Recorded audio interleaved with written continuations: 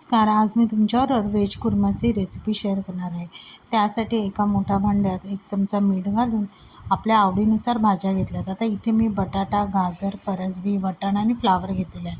भाज्या 80% आपल्याला शिजवून घ्यायचं आहे. आता वाटण्यासाठी इथे 1 वाटी एवढं सुकं खोबरं, 10 ते 12 लसणीच्या पाकळ्या, 10 ते 12 काजूच्या कळ्या, 2 चमचे बडीशेप, अर्धा चमचा जिरं घालून आपण छान असं बारीक वाटून घ्यायचं.